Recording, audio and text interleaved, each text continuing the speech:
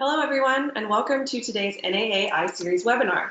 I am Erin Ships with the National Auctioneers Association, and I would like to thank you for joining us for today's newest iSeries installment. Through iSeries, the NAA shares free auction industry insights with NAA members and the general public. As the world's largest association dedicated to auction professionals, the NAA educates and represents the interests of thousands of auction professionals worldwide.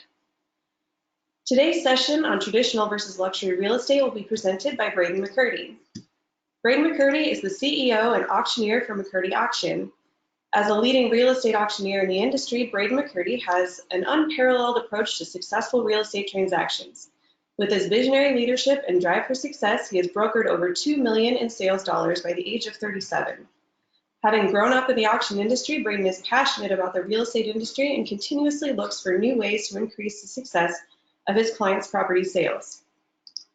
He is credited with developing McCurdy Auction's web-based content management system for real estate auctions to better handle large volumes of real estate auctions and transactions, allowing himself and other McCurdy agents to better serve their clients' needs and goals.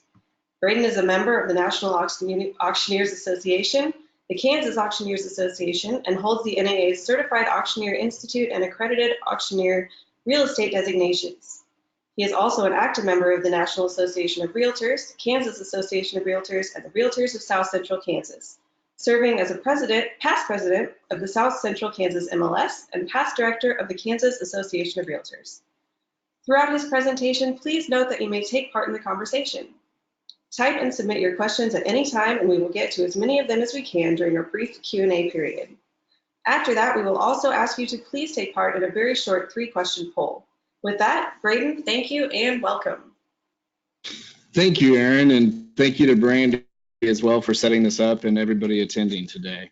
Getting started, when I first was asked about this, luxury versus traditional real estate auctions, I took a second and I reflected relative to, okay, we're Wichita, Kansas. We have some luxury, but at the same time, what's that look like in Kansas? And so I'd say I'm going to bring you some perspective today relative to our market and what our bubble of the world looks like, and hopefully there's some nuggets for you guys to take back as well. So today, in today's society, certainly clients expect custom solutions. They expect kind of white glove service throughout the entire process. And one of the things that we do as part of our mission is continuous quality improvement, and how do we refine those processes, and how do we step up and raise the bar to deliver these luxury campaigns in our marketplace. So today in this iSeries, we'll be discussing the differences between traditional and the luxury real estate auctions. We'll look at how to approach and manage an account to the seller. And then we'll also discuss the differences in the processes and some of the logistics between each types of auction. And so getting started, I think it's only appropriate to put things in perspective. First up, what's it look like in our marketplace? Today in Wichita, Kansas, our market is doing pretty well. Our family business has spent really a career building a culture, I'd say, of community, and a community around auctions and real estate at auction. That does not happen overnight. It's one good auction gets another good auction, and it's kind of a snowball effect, and that's what we've experienced throughout our career in our marketplace.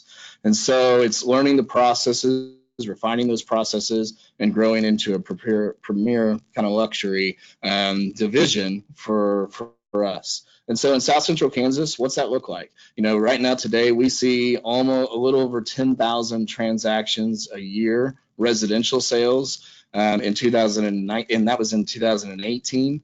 Year to date, we're actually up about 2% in our marketplace. Our population is about 600,000.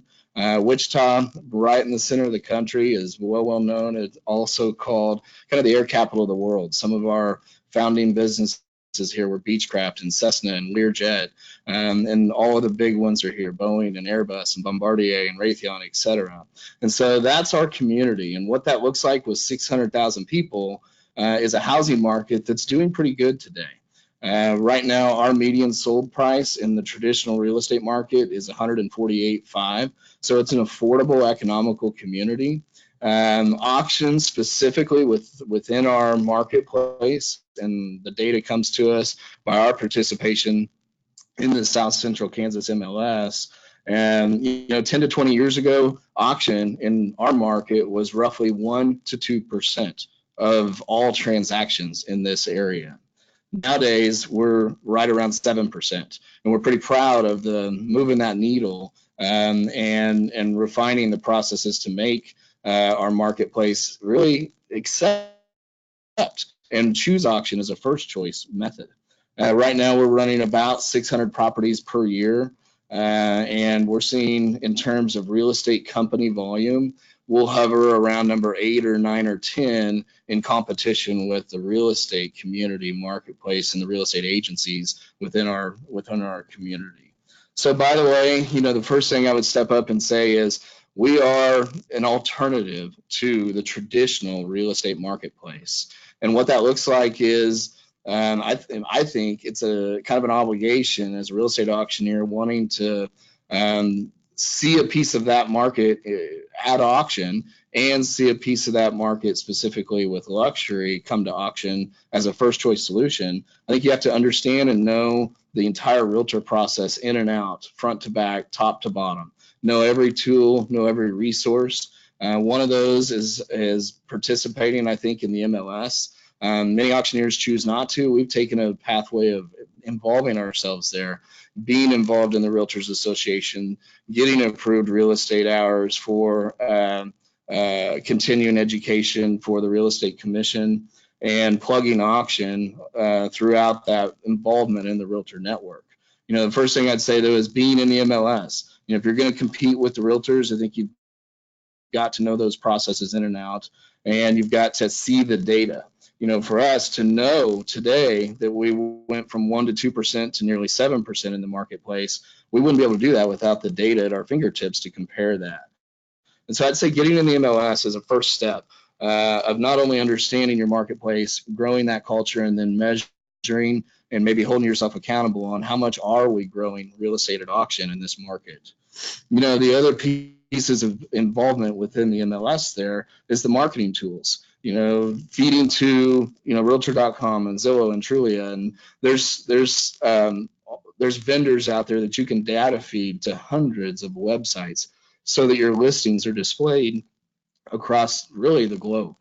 And so that's another important piece of this. When we isolate down and look specifically at the luxury market for us, what that looks like is kind of around a 350,000 range and up. We'll sell $1 million, $1.5 million properties, but it's not every single day. In our market of about 600,000 population, we will see in 2018, there was 662 transactions over $350,000. In 2019, there's 417. So we've seen a 6% increase year over year on what we consider in our market, what would qualify for our premier division. And so when we isolate and say 1 million and up, in 2018, there was only 18 sales on top of $1 million in our marketplace. Year to date in 2019, that's 11. And currently we have 53 sitting active on the market right now in our area.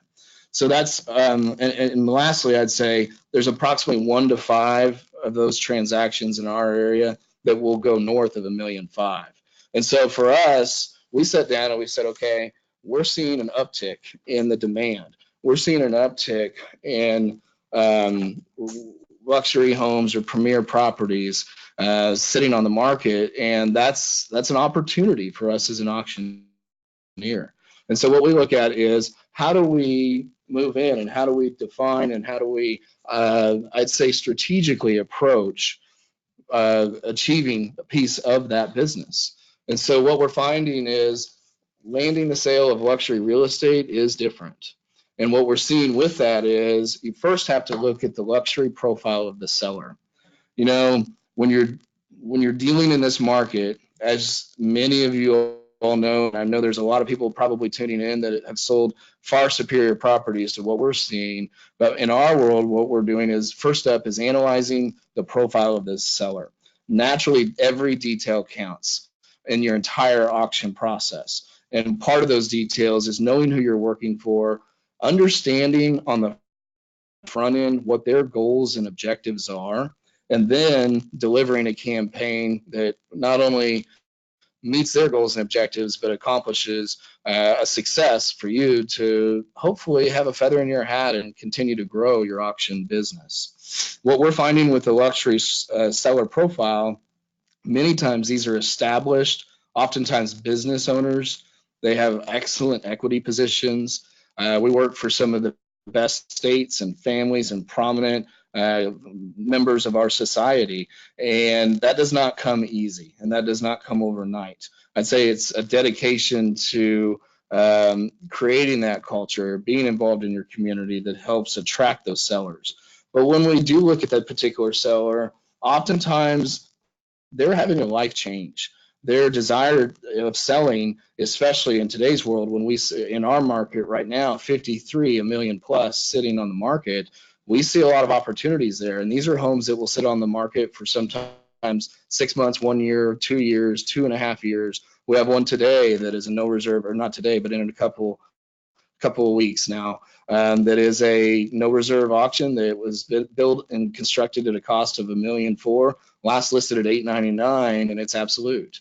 And so we're seeing some of those higher end homes sitting, and they're having to kind of chop the tail off the dog one piece at a time, and lowering that price. And then oftentimes they're looking at, how can I do this timely? How can I do this and realize the most money, but control the sale and the process along the way is also. So when we continue to look at the life or the profile of that particular seller, they care about their appearance. I can hear, and a little shout out for Craig King and Scott King, but I can hear them in the back of my head right now saying that you really have to choose your words carefully when you're talking to this type of a seller. You know, the words that sometimes are associated with auction may not always apply in this scenario. You know, distress or fire sale or problem or issue or liquidation, those are all words you want to steer clear of when you're dealing with this profile. This profile, they seem to really care a great deal about appearance. They want to know that you're going to be alongside them protecting their reputation.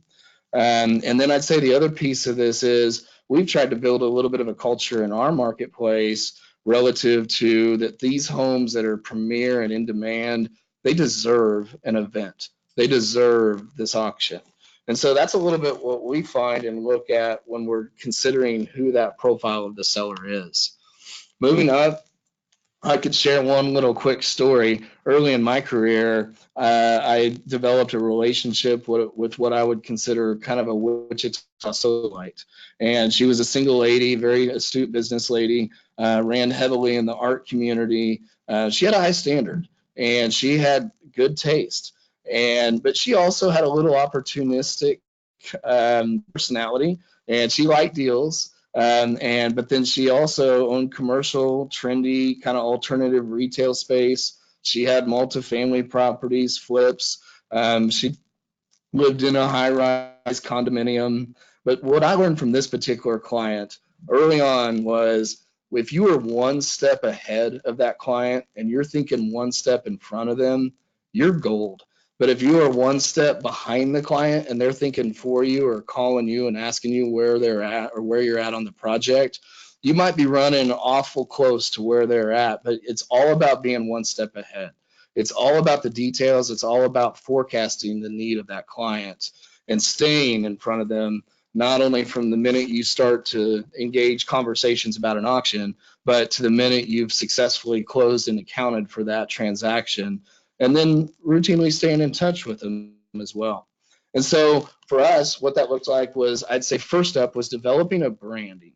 And developing a brand for us was distinguishing a division relative to premier housing or premier properties. You know, so creating, for us, that looked like creating a supporting logo that, you know, was utilized in anything we touch relative to our premier auctions, whether it's your print piece or your print ads or your digital campaigns or your media and your videography. Everything we touch in the premier division is associated, or this tag or this particular supporting logo is associated with it. And that's a little bit about creating the experience. You know, with these types of campaigns, it's all about creating an experience. So in the typical, or also in the creating the experience, as you can see, it's going the extra step, creating unique and special, whether it's signage, whether it's your particular coffee or spa water associated with the auction, or registration tables, creating that higher level of presentation and polish. That is such a critical piece of the branding for us with the Premier Division. The other thing we talk about is being involved in the community. This is so critical. Is you really want to obviously be the turn to or the go-to person in that community for a real estate auction, but certainly for the Premier. And being involved, whether it's real estate awards with business journals or family business or parades or chamber events, you can't get Rotary, Boy Scouts. I mean, just the list goes on and on. And being involved in those community organizations give the visibility so that you can continue to be the leader in your marketplace. The other thing I'd say is turning to your industry-specific organizations, getting involved in your realtors associations, maybe getting involved in the bar association or summits or leadership summits or forecast summits, economic forecast summits. Those are all places to go and be seen and network. And because these community leaders are the ones that have the primary homes or the premier homes in the community, oftentimes, that when their lifestyle changes, that they're looking for an alternative or maybe a simpler route to sell their particular property. So getting network is obviously a very important. Another piece of that we've found is being involved in the charity auctions within that community. Those, when you're on stage and you're in front of that socialite crowd, those are the right people to be in front of, and those are the right people you want thinking of your brand associated with auction and associated with real estate and even further associated with luxury. And so that's what the first step for us is branding and creating a division that can manage those auctions, deliver the experience, and really deliver the right event for the top-notch properties. So what's that look like as you move into the marketing phase and the marketing campaign for auction day? You've got to plan your marketing campaign similar as you do as in a traditional. But one thing that we've found is oftentimes it accelerates things. Every bit of that marketing campaign in certain circumstances has to be 100% planned with a launch date and a launch timeline. And so, for example, 2 or 3 years ago now, this is Mike Pompeo on screen here. And when President Trump picked him to be at that time, the head of the CIA, he was gone.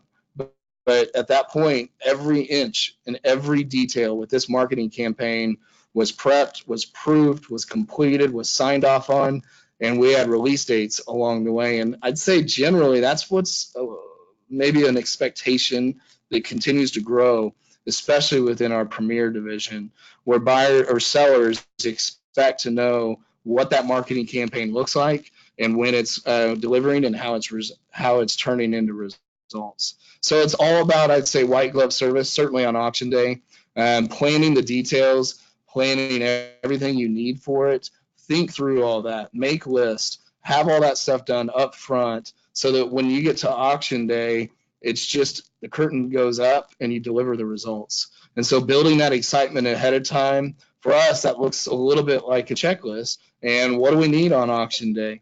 And knowing that who's responsible for what are the items that are expected based on the volume. If you have a luxury real estate auction and expect 5 or 10 or 15 groups, how is that different versus one that might have a crowd of 100? And whether that involves parking and attendance and greeters and water and coffee and cookies and champagne and podiums and gavel and tablecloths, all of those things are critical for the polish and the presentation delivery. And so that's what we're seeing on auction day. On auction day, we've all probably been in that situation where there's a lot going on and you are scrambling a little bit, but this is your time to shine. This is when the curtain goes up and it's a performance. For us, it's polished presentation, excellent dress, meeting with the sellers ahead of time, addressing all of their items of concern so that when it's auction time, the only unknown or the only question outstanding for buyers and sellers is price. So dressing obviously very appropriate and making it weather specific for what your environment is, and just thinking through those details and having everything covered so you're standing tall at auction time. The other thing that we are seeing is all eyes are watching you. These are your potential future sellers as well. And so knowing your stuff, paying attention, being sharp, having a professional crew, being friendly, welcoming new faces, meeting, greeting, that's your time to shine. And so that's what we're seeing relative to auction day. I'd say thereafter is maybe what do you do for the seller? Whether it's provide them a bottle such as this or a takeaway from the event. But I'd also say getting them maybe a closing gift. So obviously celebrate the success of the auction, obtain those testimonials. Those are so valuable. Maybe provide, and one thing we do at closing is we'll provide them a thumb drive of their videography, because many of these properties we do full kind of cinematic videography, and we will deliver that to them on a disc or on a thumb drive of all their video, of all their photos, of all their documents from closing.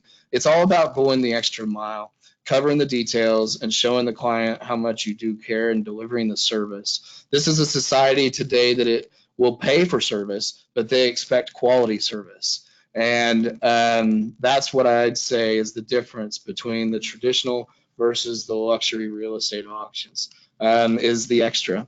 Celebrate with them. Again, obtain those testimonial videos and share the data. For me, that looks like 3,000 to 4,000 past auction sales publicly viewable right now, real time on the website.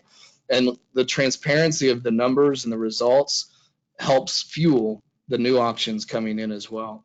And so with that, I will defer this back over to the NAA and answer any questions you all may have. Braden, thank you so much. We will now open the floor for questions. If you have not done so already, please submit your question and we will get to as many of them as possible. So Braden, our first question would be, how do you approach social media? Is there a difference between the luxury and the traditional real estate and how you use social media?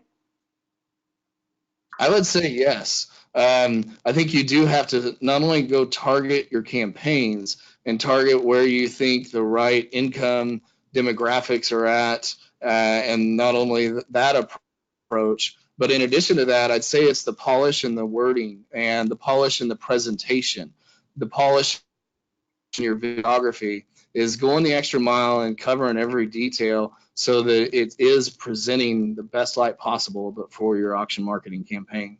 And they recognize that. If there's a seller out there digesting selling their property potentially at auction, I have one right now. He's a doctor, and we've been talking for 2.5 years. He has a house on 6 acres on the east edge of town.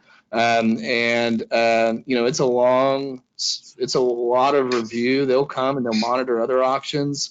And so sharing on social media is so critical. Sharing the stories and the case studies and the experiences of other premier and designating those as the premier campaign or the premier division certainly takes it a little different approach on social media. Okay, that's great. And then the last question would be, does your approach change at all for online sales versus live? Yes. For us, most of our premier is all live events. And I think that goes back to our creating that event. I mean, this is oftentimes for these luxury properties, sometimes it's the whole neighborhood gathering. And these guys are friends and they have their spheres of influence. Oftentimes it's the family coming together and really creating that event atmosphere. It's kind of almost a little bit of a party to a degree, in addition to selling the property. And there is business that has to be transacted and transacted properly. But at the same time, there's a social degree to the event as well. Online, though, I'd say marketing aspect, pretty much the same. Okay, thanks. Everyone, that concludes the Q&A portion of today's event. Thank you to all of you who submitted questions, and we apologize if we did not get to yours. It is now time for you to give us feedback on today's session. Please see the poll on your screen and answer the questions as they appear. We will move fairly quickly, so please answer as swiftly as you are able. Number 1, on a scale of 1 to 5, with 5 being the highest score and 1 being the lowest, how would you rate today's iSeries presentation?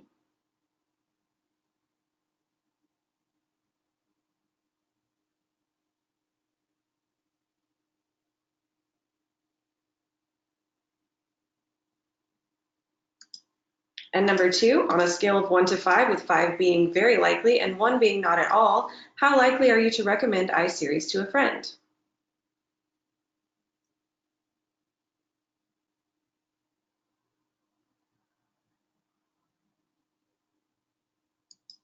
And finally, please answer if you would like to learn more about the AARE designation.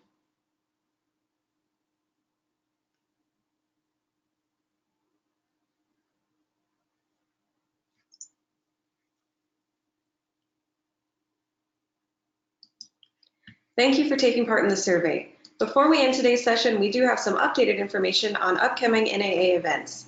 Designation Academy will be here before we know it. Join us this December 1st through 7th in Las Vegas for your opportunity to earn your accredited auctioneer real estate designation and others. And don't miss the real estate workshop on preparing for the new economy the day before AARE begins. For more information, visit auctioneers.org/designation academy. As we close, you will receive a link to today's session emailed by the end of this week. In addition, current NAA members can log in and access iSeries archives at auctioneers.org/iSeries. Your next iSeries webinar will be Wednesday, October 2nd at 2 p.m. Central Time, and will cover breaking into the auto auction business. Be sure to tell your friends. We will send specific information on that in the near future. Thank you again to Braden for sharing his insight today, and thanks to all of you for taking part in NAA's iSeries. That concludes today's webinar. Have a great day.